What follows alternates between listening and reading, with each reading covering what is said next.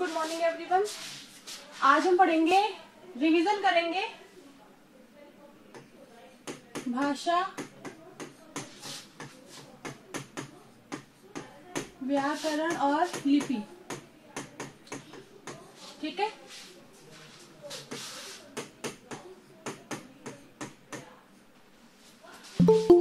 भाषा मतलब क्या है बताओ। अभी रिवीजन हुआ था अपना, बताओ भाषा क्या है जल्दी से। भाव और विचारों के आदान प्रदान का माध्यम।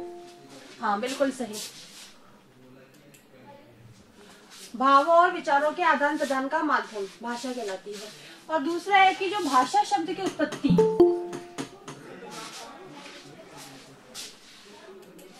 ठीक है, भाषा शब्द की उत्पत्ति किससे हुई है, कौन सी धातु से हुई है? भाष धातु से। भाष धातु। हाँ, इसका मतलब क्या है, भाष का क्या मतलब है? व्यक्तवाणी। व्यक्तवाणी, ठीक है।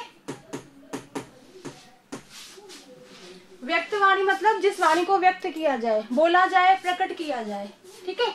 जिस भी वाणी को बोला जाए, प्रकट किया जाए, व्यक्त किया जाए, ठीक है, वो क्या होगी हमारी भाषा। मतलब व्यक्त वाणी की अभिव्यक्ति ही भाषा होती है। दोनों तरह से बोल सकते हैं, व्यक्त वाणी की अभिव्यक्ति भाषा कहलाती है, या फिर भावों के विचार, अपने विचारों और भावों के आदान प्रदान के माध्यम को भाषा कहते हैं। ठीक है, भाषा के दो प्रकार होते हैं, सबको पता है। Yes ma'am. ठीक है, कौन कौन से प्रकार होते हैं? मौखिक और लिखित। मौखिक और लिखित। मौखिक भाषा किसे कहते हैं? बोलचाल की भाषा को मौखिक भाषा कहते हैं। और लिखित भाषा किसे कहते हैं? लिखकर प्रकट की जाने वाली भाषा को। ठीक है, मौखिक भाषा हो गई बोलचाल की भाषा, जिस भाषा को हम बोलकर प्रकट करते हैं, और लिखित भाषा जिस भाषा को हम लिखकर प्रकट करते हैं, वो क्या हो गई हमारी लिखित भाषा। ठीक है, अब हमारे पास आता है बोली। बोली क्या होती है? किसी भी छोटे क्षेत्र में, हाँ, किसी भी स्थानीय क्षेत्र में बोली जाने वाली भाषा बोली कहलाती है। किसी भी स्थानीय क्षेत्र में बोली जाने वाली भाषा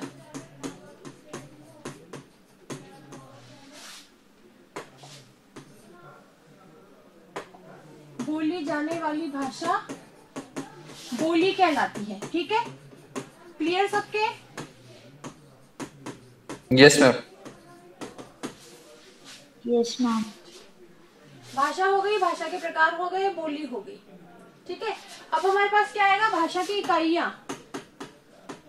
कितनी इकाइयां है भाषा की? 5। देखो बेटा, जो बच्चे रेगुलर पढ़ रहे हैं ना, वो तो सब बता देंगे, उनको पता भी है। ठीक है, क्योंकि एक बार नहीं कई बार रिवीजन हो चुका अपनी इस चीज का। और ग्रामर में यदि कुछ भी आ जाएगा तो आराम से उसको लिख भी देंगे, नंबर भी उनको पूरे मिल जाएंगे। लेकिन जो बच्चे पढ़ते ही नहीं है, जो बच्चे जिन्होंने एक भी रिवीजन भी नहीं लिया है, जो जानते नहीं शायद भाषा कैसे, भी कई बच्चे होंगे शायद, ठीक है ना, तो प्लीज वो बच्चे अटेंड भी करो क्लास। तुम्हारा रिवीजन होगा, तुम्हारा कुछ नुकसान होने वाला बिल्कुल भी नहीं। तुम्हें कुछ सीखने को मिलेगा, तुम्हें कुछ याद ही होगा, तुम्हें कुछ माइंड में ही आएगा तुम्हारा कि हाँ ये चीज ये होती है। ठीक है ना, तो क्लास डेली अटेंड कर लिया करो जब मैं क्लास लो। भाषा की इकाइयां पहली कौन सी है? ध्वनि। दूसरी ध्वनि। वर्ण। तीसरी ध्वनि। शब्द। चौथी पद। और पांचवी वाक्य। वाक्य। ठीक है, वाक्य। ध्वनि क्या होती है? हमारे मुंह से निकलने वाली प्रत्येक स्वतंत्र आवाज ध्वनि कहलाती है। ठीक है, सबको पता है? पता है ना सबको? यस। ठीक है, यस। वर्ण क्या होती है? क्या होता है? भाषा की सबसे छोटी इकाई होती है। भाषा की सबसे छोटी इकाई होती है जिसके और टुकड़े नहीं हो सकते। नहीं की जा सकती। ठीक है, वो क्या हो गई हमारी वर्ण। ठीक है, शब्द क्या होता है?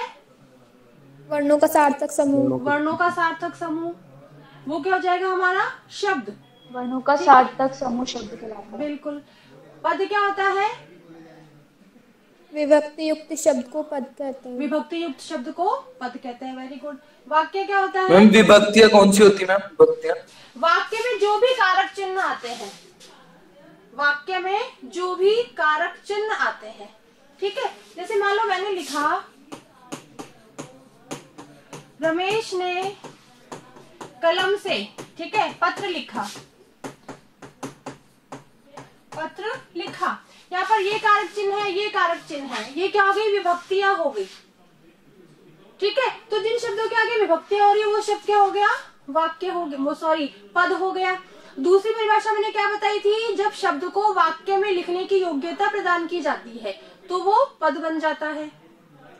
हमारे क्या बोलचाल में वैसे जो भी वाक्य में जो शब्द होता है उसको हमें पद ही बोलना चाहिए, लेकिन क्या एक्चुअली क्या है, वो बोलचाल की भाषा में हम शब्द ही बोलते हैं। शब्द जब अकेला कोई से भाषा है, ठीक है, ये एक शब्द है, ये अकेली है। भाषा शब्द जो है अकेला है, इसका वाक्य में प्रयोग नहीं किया गया है, तो ये सिर्फ शब्द है। आई बात समझ में? जब इस भाषा को हम वाक्य में डाल देंगे तो ये क्या बन जाएगा? पद बन जाएगा। आगे बात सबके समझ में? यस। ठीक है। क्या ध्यान रखना हमें? पद किसे कहते हैं? शब्द बहुत सिंपल है। जब कोई भी शब्द अकेला होता है, उसका वाक्य में प्रयोग नहीं किया जाता है, वो कहलाता है शब्द। और जब किसी भी शब्द को वाक्य में डाल दिया जाता है, वाक्य में लिख दिया जाता है, तो वो बन जाता है पद। ठीक है, क्लियर सबके चीज? Yes ma'am. यस ठीक है। तो हम परिभाषा पूछी जाए हमसे कि पद किसे कहते हैं, ठीक है, ये भी हो सकती है जब व्याकरण के आधार पर किसी शब्द को वाक्य में लिखने की योग्यता प्रदान की जाती है तो वो पद बन जाता है। या फिर सिंपल बताई मैंने परिभाषा कि किसी भी विभक्ति युक्त शब्द को पद कहते हैं। जब भी किसी शब्द के आगे कारक चिन्ह आ जाते हैं, जब उसका वाक्य में प्रयोग हो जाता है तो वो पद बन जाता है। ठीक है। वाक्य क्या होता है? शब्दों का सार्थक शब्दों का सार्थक समूह, वो क्या हो जाएगा हमारा? वाक्य। ठीक है। अगला हम लेते हैं व्याकरण। व्याकरण क्या होता है? सबको आता? बता दो क्या आता है व्याकरण? किसे कहते हैं व्याकरण? व्याकरण से हम भाषा को बोलना, पढ़ना, लिखना सीखते हैं। बस सिंपल। वाक्य को व्याकरण से हम क्या होता है? व्याकरण उस शास्त्र को कहते हैं जिससे हम किसी भी भाषा को शुद्ध बोलना और शुद्ध रूप से लिखना सीखते हैं, वो क्या होता है? व्याकरण। और व्याकरण का अर्थ क्या होता है? विश्लेषण करना। विश्लेषण करना मतलब हर चीज का बारीकी से अध्ययन करना, उसको विस्तार से फिर बताना। ठीक है। तो व्याकरण में हर एक चीज के नियम बनाए गए हैं कि इसको पढ़ने की, जैसे व्यंजन भी अलग अलग है, ठीक है ना, स्वर भी अलग अलग है, हर चीज के नियम बताए गए हैं। हर चीज का बारीकी से विश्लेषण, बारीकी से उसको विस्तार से बताया गया है, सूक्ष्म निरीक्षण करके उसको विस्तार से बताया है। तो उसके द्वारा हम क्या करते हैं? हमें नियमों की जानकारी होती है, तो उन नियमों के आधार पर, उन नियमों को जानकर हम क्या करते हैं? किसी भी भाषा को शुद्ध बोलना सीखते हैं, शुद्ध लिखना सीखते हैं। आ गई बात सबके समझ में? ठीक है। Yes ma'am. व्याकरण के अंग कितने होते हैं? 4।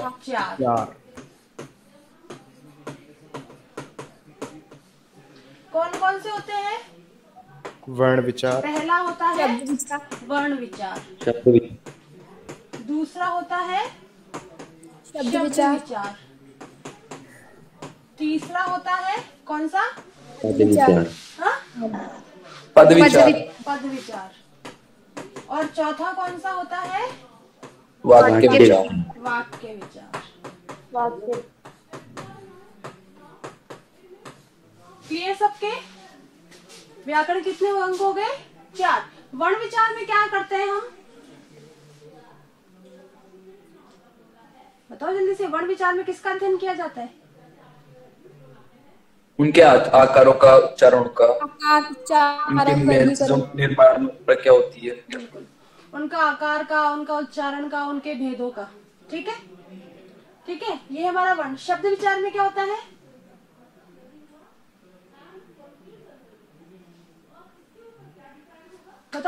शब्द विचार में क्या होता है? इन शब्दों के भेद और रचना के के आधार पर उसके प्रकारों का उल्लेख करते हैं। ठीक है, शब्दों के भेद, रचना और उनके प्रकारों का उल्लेख करते हैं। ठीक है, पद विचार में शब्द से पद निर्माण की प्रक्रिया का ज्ञान होता है ना? Yes ma'am. ठीक है, शब्द से किसका पद निर्माण की प्रक्रिया का ज्ञान होता है। और वाक्य विचार के अंतर्गत उसके भेद होते हैं, जैसे विश्लेषण, उसके भेद होता है, उसका संश्लेषण, उसका विश्लेषण। संश्लेषण मतलब संक्षिप्त करना और विश्लेषण मतलब उसको विस्तार से बताना। ठीक है, ये होता है। तो ये सबको क्लियर है? मतलब मैं समझू कि मैं तुम्हें भाषा, व्याकरण, लिपि तो अच्छे से क्लियर हो ही गई, तुम सब लिख सकते हो आराम से, कोई दिक्कत नहीं है ना किसी को भी? No ma'am. जो नहीं पढ़ता है प्लीज वो भी पढ़ने में ध्यान दे। हमारे एग्जाम में बहुत ज्यादा टाइम नहीं है। 3 मार्च से देखो सरकार ने, गवर्नमेंट ने ऑर्डर निकाल दिया कि परीक्षाएं तो अपने उसी स्थान पर, उसी डेट पर होगी। ठीक है, जिन बच्चों ने प्रोजेक्ट डिपॉजिट नहीं करवाया, प्लीज प्लीज मतलब प्लीज मैं कह रही हूँ अभी तुम लोगों को, ठीक है ना? ये कब से हमें दिया, तुम लोगों को दिया गया है, उसको डिपॉजिट करवाओ प्लीज। 5 नंबर का है तुम्हारे, 5 नंबर तुम्हारे लिए मायने रखते हैं, बहुत बड़ी चीज है 5 नंबर।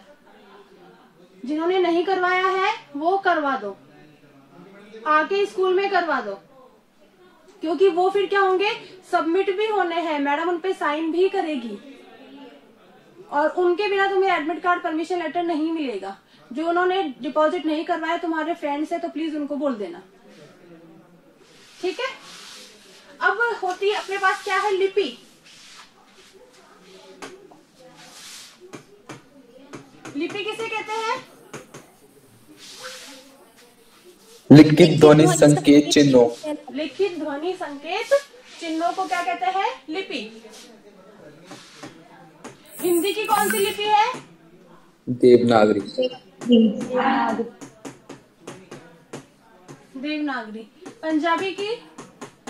गुरुमुखी। गुरुमुखी। अंग्रेजी की?